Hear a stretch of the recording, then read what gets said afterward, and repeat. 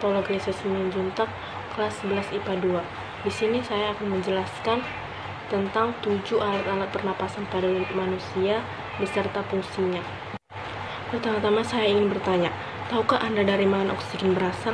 Atau pernahkah Anda bertanya, dari mana karbon dioksida berasal? Oksigen berasal dari tumbuhan, yaitu sebagai zat hasil fotosintesis. Begitu juga sebaliknya, karbon dioksida berasal dari manusia, yaitu sebagai zat hasil sisa dari tubuhnya. Ya, di antara manusia dan tumbuhan terjadi kerjasama yang saling menguntungkan, di mana manusia mendapatkan oksigen untuk bernapas dan tumbuhan membutuhkan karbon dioksida. Agar dapat bernapas, manusia membutuhkan alat pernapasan, yaitu diantaranya 1. Hidung atau kafum nasalis. Hidung merupakan alat pernapasan yang paling terlihat jelas. Posisinya juga terletak di luar dan merupakan alat pernapasan pertama yang dilalui oleh udara.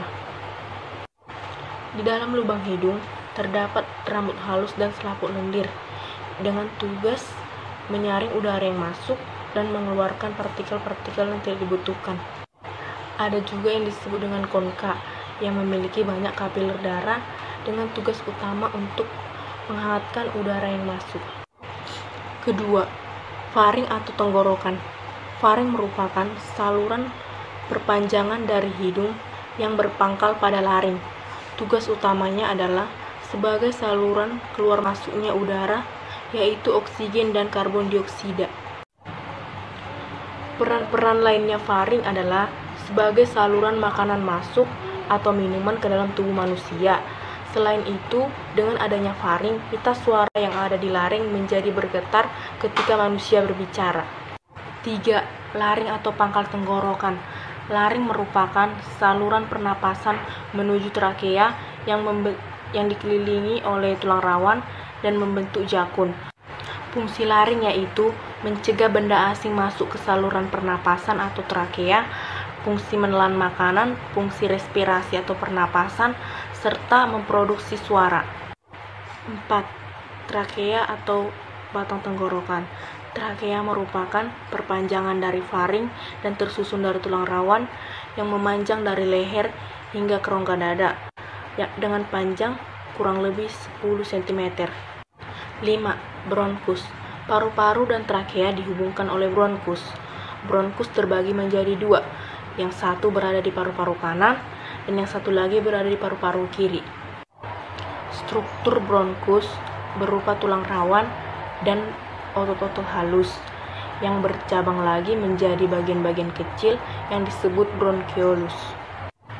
Tidak seperti bronkus, bronchiolus tidak tersusun atas tulang rawan dan berdinding tipis. 6. Pulmo atau paru-paru. Fungsi paru-paru selain sebagai bagian dari sistem respirasi juga memiliki fungsi dalam sistem ekskresi. Paru-paru terletak di rongga dada kiri dan kanan, serta dilindungi oleh tulang rusuk. Ketika udara telah berada di bronkus, ini berarti udara telah siap diedarkan ke seluruh bagian paru-paru, yang dilaksanakan oleh bronchiolus. 7. Bronchiolus. Panjang lebar kita telah berbicara tentang fungsi pernapasan dan alat-alat yang ada di dalamnya. Hidung, paru-paru, laring, bronkus, dan faring sudah biasa. Berbicara tentang bronchiolus tentu tak biasa, karena sering terlupakan pada bagian terpenting dalam sistem pernapasan, karena bentuknya yang sangat kecil. Sehingga bronchiolus sering terdapat dalam pembahasan sistem pernapasan, tapi hanya dalam skala kecil dan tidak mendetail. Ini saja yang dapat saya sampaikan. Kurang lebihnya saya mohon maaf. Sekian dan terima kasih.